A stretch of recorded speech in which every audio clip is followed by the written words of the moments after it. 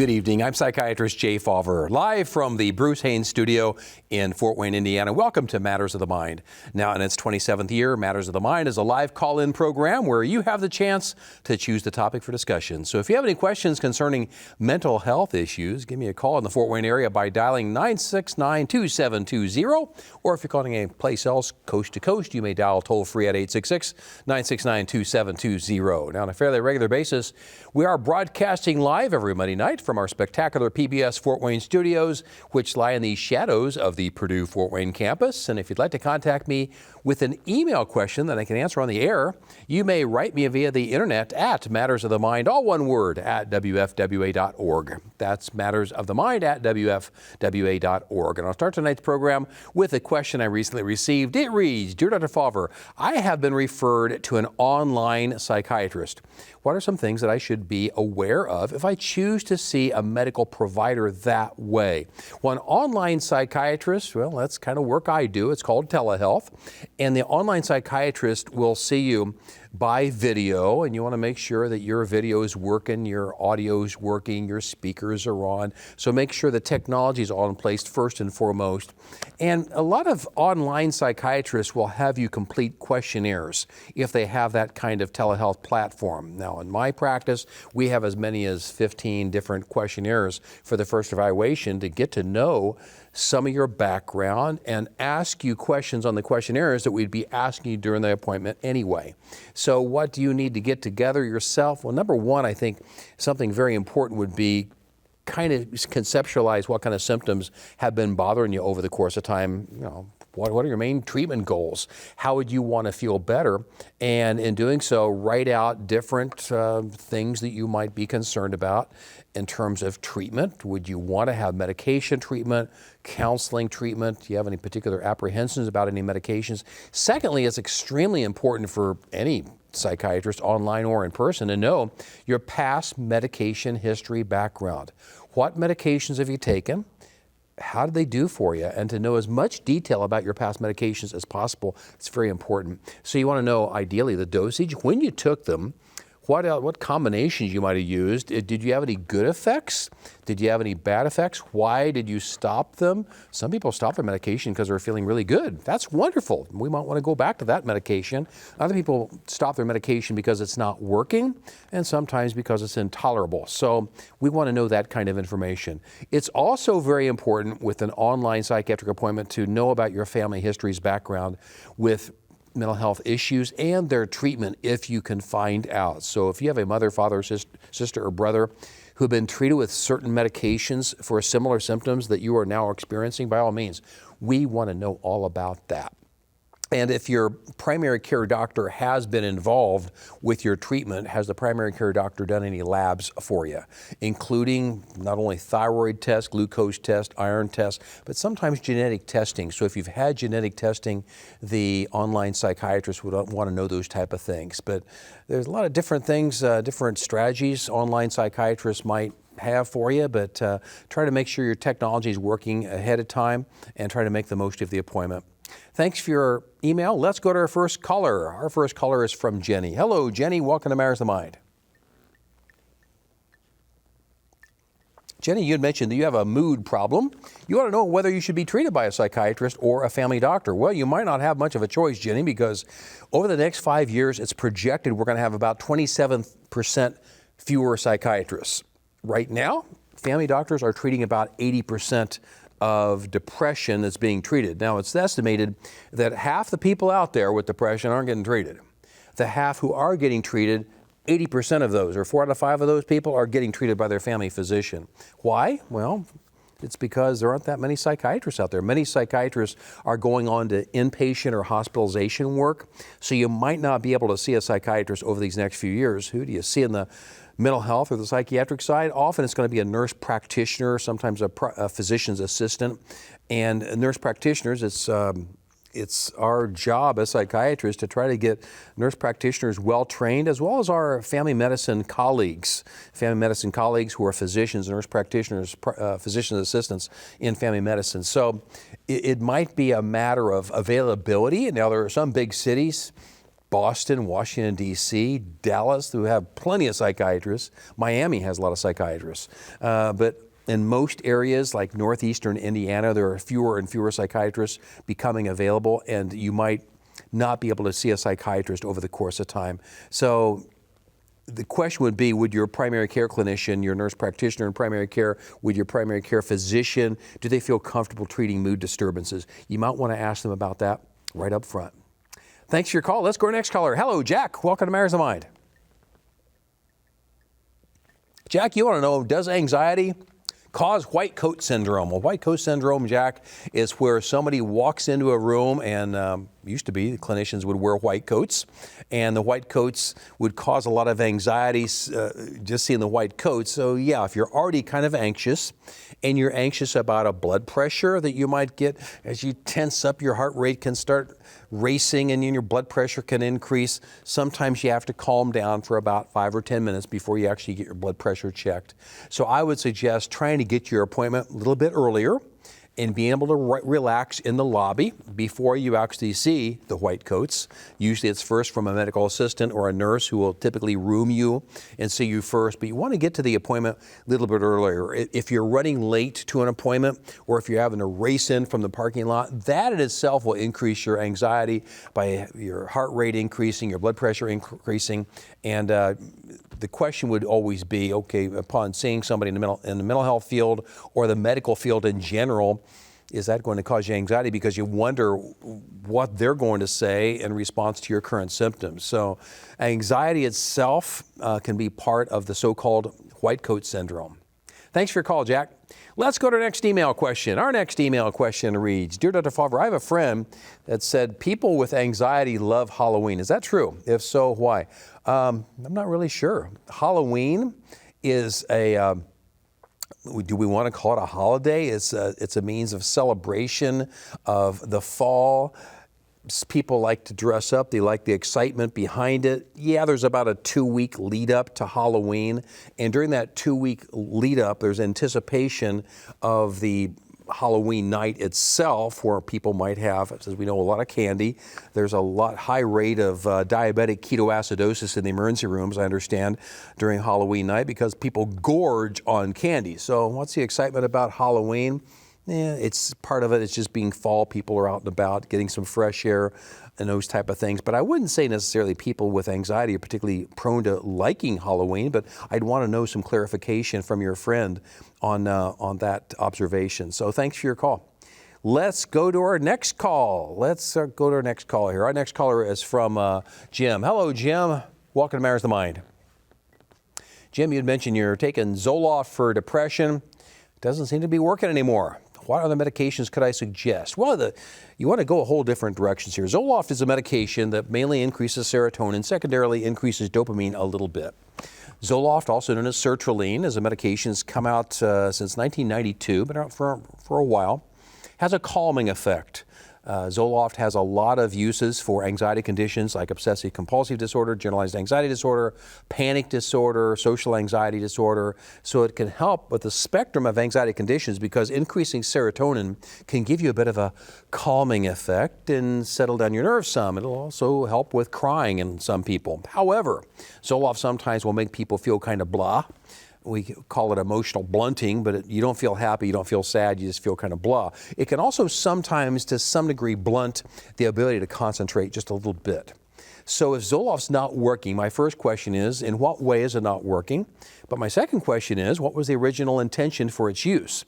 If the original intention for its use was primarily to help with anxiety, we might go a different direction for the anxiety. But if you're using it primarily for sadness, lack of enjoyment with things, poor motivation, you might want to go to a whole different class of medications. Right now, there are over 30 different classes of medications, and we'll choose from those different classes of medications based on their mechanism of action, often trying to match up a person's symptoms with what medication might do best for them. So the symptoms are called phenotype, and then we try to use the phenotype symptoms as a means of matching up which kind of medication class might be helpful. And as we'll often see with high blood pressure, diabetes treatments, asthma, other medical conditions, you're often going to use a combination of 2, sometimes 3 different medications to try to meet your goals. We do the same thing in psychiatry. We might use 2 or 3 different medications that have different mechanisms of action to try to best treat your symptoms. So let's say with Zoloft,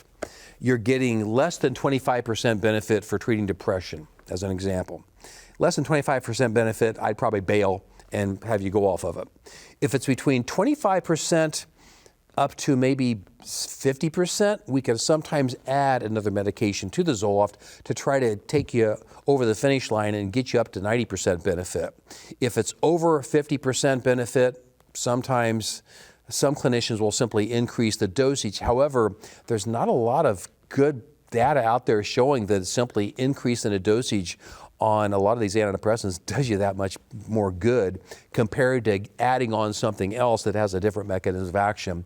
So sometimes it's a matter of one medication giving you benefit up to 25% or 50%, then adding on another medication to give you that benefit up to 75 or 80%, sometimes adding a third medication to get you up to 100%.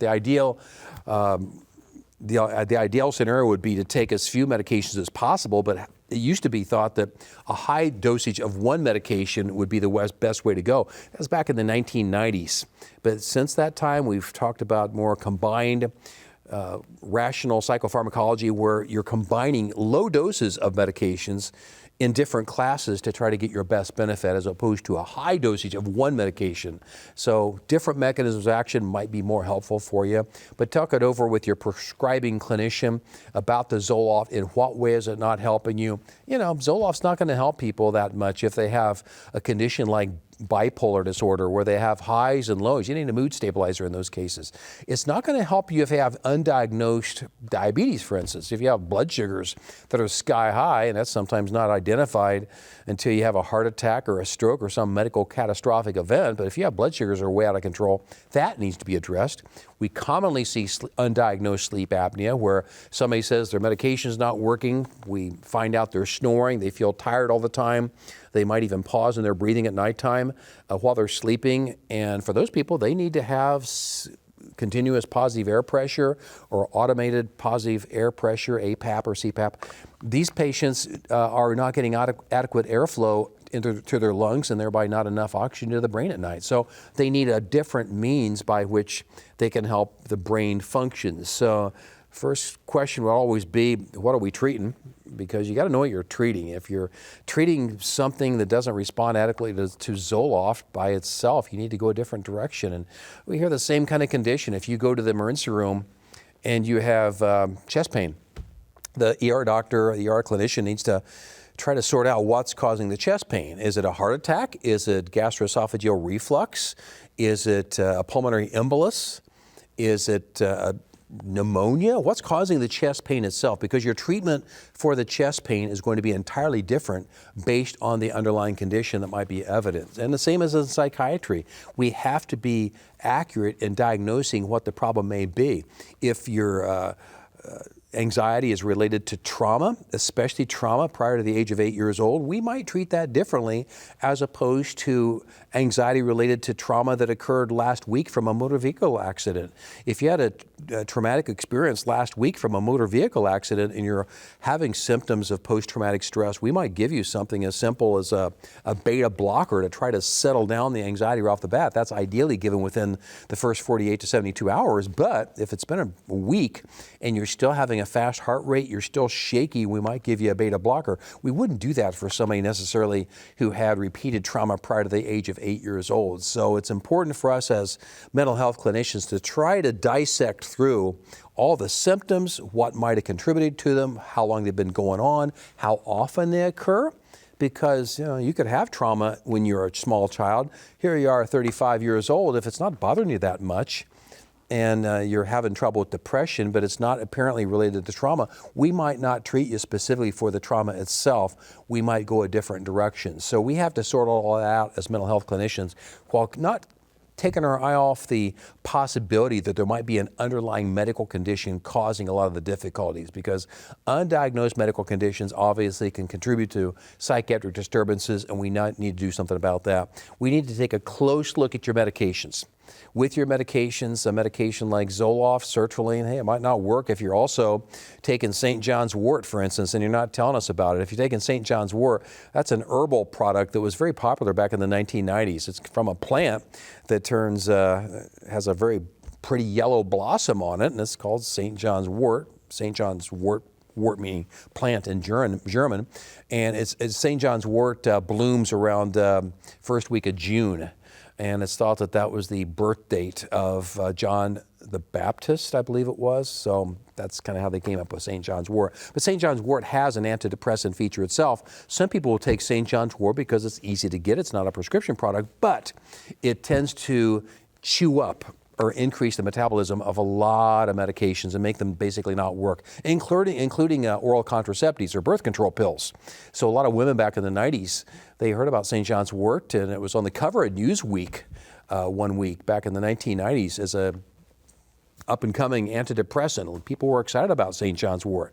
However, it was found to increase the metabolism of a lot of other medications, making them not work, and some women got inadvertently pregnant, taking their birth control pills on a regular basis, but then they took St. John's wort on top of their birth control pills. Birth control pills didn't work. So we have to consider drug interactions with medications you might be taking, even as supplements in some cases. So we want to know as much information about that. But keep in mind there are right now over 50 different antidepressant medication combinations that we can utilize. So a lot of different options out there if Zoloft, for whatever reason, wasn't working for you.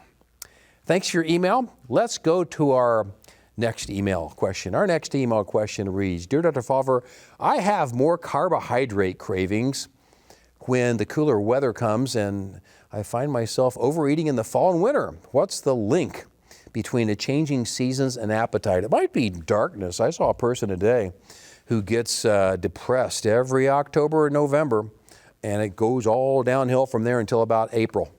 And that's classical seasonal exacerbation of depression. So if you have seasonal affective disorder, now we call it major depressive disorder with seasonal exacerbation, if you have a worsening of your depression somewhere between October and March, that means that it's probably the darkness of the and decreased light that's affecting you. And what happens there, your retinae, the back of your eyeballs, will sense the amount of light coming day by day and by day. So you notice in the morning it gets darker and darker. In the evening, it's getting darker and darker, earlier and earlier.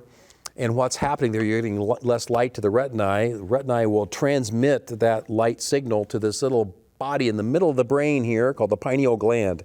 It's a P-shaped gland, pineal gland. That secretes melatonin. And the light from the sunlight, for that matter, and the outdoor light will give that signal to the pineal gland. If it's dark, pineal gland secretes more melatonin. And indirectly, the brain will receive less serotonin. Why do you eat more carbohydrates when you're stressed out and when it's getting darker outside? It's because your brain is sensing a disturbance in serotonin. Carbohydrates will increase the transportation of tryptophan into the brain. Tryptophan needs to be carried into the brain. Tryptophan is an amino acid, and tryptophan needs to be carried into the brain, and with increasing carbohydrates, with the increased insulin increases the transport of tryptophan in the brain. Tryptophan turns into serotonin. So one way you can indirectly, without a medication, under your clinician's supervision, of course, one way you can indirectly increase serotonin would be to take a tryptophan supplement and then add another supplement to it that would be vitamin B6. If you want the active form of vitamin B6, you might have heard about a particular supplement called P5P, but P5P is the active breakdown product of vitamin B6. Vitamin B6 will enhance the transportation of tryptophan into the brain to manufacture serotonin. So decreases in serotonin are thought to be related to the dark days of winter. Dark days of winter instinctually will make you tired, sometimes irritable, a little bit anxious, and your brain is saying, I need more serotonin up here, I need more serotonin up here. So you're craving carbohydrates to try to jack up the insulin levels, because insulin will then create more tryptophan transport into the brain itself. We'll hear about the same phenomenon occurring during the premenstrual days for women. Women will go 5 days, sometimes even 14 days before their periods, and have an increased craving for carbohydrates. The reason for that is because with the ups and downs of estrogen and progesterone, it'll cause a decrease in serotonin in the brain. indirectly, that'll cause you to increase carbohydrates during the premenstrual days. So we hear about that with the premenstrual days for women, and we hear about this carbohydrate craving, especially in the wintertime. What do you do about it? Number one, try to get more exercise. Exercising will increase serotonin, dopamine, and norepinephrine transmission in the brain favorably. So increasing exercise, especially in the wintertime. I know you don't feel like going out and exercising in the wintertime. Go to a gym, do something for 30 minutes, 5 days a week at least. Get some kind of physical activity and exercise. Something else that enhances serotonin, quite frankly, is socialization. Increasing socialization can help with bonding. Enhancing bonding from social interactions can increase serotonin, so that's a nice natural way to do it. You know, I don't often recommend supplements for a lot of people, but if you want to take a supplement during the wintertime and you're noticing that you're feeling more tired, yeah, you can take the tryptophan P5P combination under your clinician's guidance, but also, quite frankly, something that's very natural and very safe is to get a bright light box. A light box goes for about $200, but it's a bright light box where it's giving you this intense white light. It's not any particular spectrum, just a bright white light. It basically wakes up the brain. It will inhibit the pineal gland from secreting melatonin. And a light box where you sit in front of it, it's about a foot or two away, sit in front of it for about 20 to 30 minutes every morning. Wakes up the brain. That in itself has been very helpful for many, many people with seasonal affective disorder or winter depression. And it can actually decrease the craving for serotonin-producing chemicals like the tryptophan, and that's why you increase the carbohydrate consumption. So as we go into the winter, I wish you best with that, but try to exercise, socialize some, and you might want to consider especially that light box if you're noticing you feel lousy historically every single winter. Thanks for your call. Let's go to the next caller. Hello, Marge. Welcome to Matters of the Mind. Marge, you'd mentioned your child is starting first grade, has been diagnosed with ADHD, attention deficit hyperactivity disorder. What medications would you like me to suggest? Okay, what medications could I suggest? It depends on the type of ADHD, Marge. It also depends on what other family members have been treated with ADHD, if any, and what medications have they done well on or not done so well on. So I'm going to ask, okay, if you have anybody with ADHD, the first thing I want to know is how is it affecting their lives? Being a little bit hyper, being highly energetic as a 6-year-old or so, you want to sort out how is that different from that child's peers. So the problem with ADHD is it can be very disruptive in a classroom setting. So what are the options? Could the child be homeschooled? Could the child be in Montessori? Could the child be in some kind of classes where the ADHD wouldn't necessarily be to their disadvantage? But many children in classrooms, when they have to sit there with 20 other kids, 30 other kids in some cases, that ADHD is something where it's somewhat problematic in terms of not only disrupting the classroom, but them able to pay attention to their needs. So if they were to use a medication, as you had mentioned, if they were to use a medication, I want to know first off, right off the bat, what medications, if any, have any other family members taken for ADHD specifically. Sometimes that will just allow you to hit the home run, because if a family member has responded to this medication or this medication, that's the medication you typically want to go to use, often at a low dosage for a child.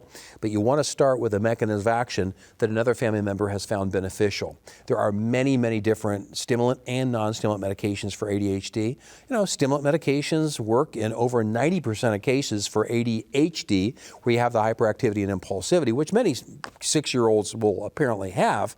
But you also have to sort out, okay, to what degree is that impairing to their academic progress, their socialization, their ability to get things done on a day-to-day basis. So you got to sort out to what degree is it impairing. But if you already use a medication like that, yeah, you want to sort out the pros and cons behind it. The non-stimulant medications, yeah, they work in about 60 to 70% of the cases, but the non-stimulant medications often will work better for worry and a lot of anxiety. Now, you always have to remember with ADHD or attention deficit disorder itself, worry and anxiety often go hand in hand because, especially as you get older, you're not getting things done, you're procrastinating, you're putting things off, you're not completing projects, and it creates a lot of anxiety unnecessarily. So if you treat the underlying attention deficit disorder or the hyperactivity component to that, you can actually decrease the anxiety that goes along with it. Thanks for your call. Let's go to our last caller. Hello, Kenny. Welcome to Matters of the Mind. Kenny, you want to know when does borderline personality disorder first manifest itself in a person, and what can be done about it? Kenny, borderline personality disorder is a condition where I think goes along the lines of what's called bipolar spectrum disorder. With borderline personality disorder, people will have abrupt shifts in their mood, where they will get angry or irritable, and they'll have moodiness that's provoked by a situation or an interpersonal conflict. So they're very prone to having difficulty with anxiety, trust. They can actually get a little paranoid when things are happening around them, but they come out of it very quickly. It's a little bit different from bipolar disorder, but it does affect their mood. It's first manifested where I think you can really diagnose it, maybe early 20s, but I want to be careful because the brain is still developing until you're 24 years of age, so your impulse control, your ability to cope with different things might not be fully established until you're about 24. So in my practice, I typically will wait until somebody's in their mid-20s before I really definitively diagnose them with borderline personality disorder, often addressing their treatment with mood stabilizers.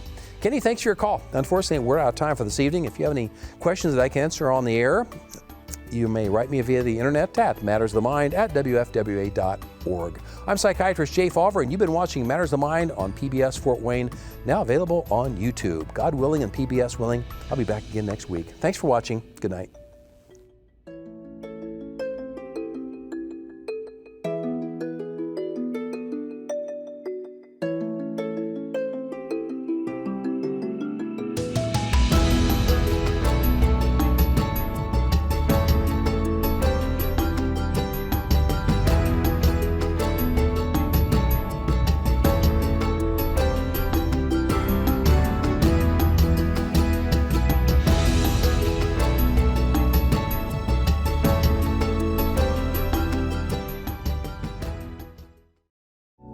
Cameron Psychiatry, providing counseling and care for those that may struggle with emotional and behavioral challenges. More information available at CameronHealth.com.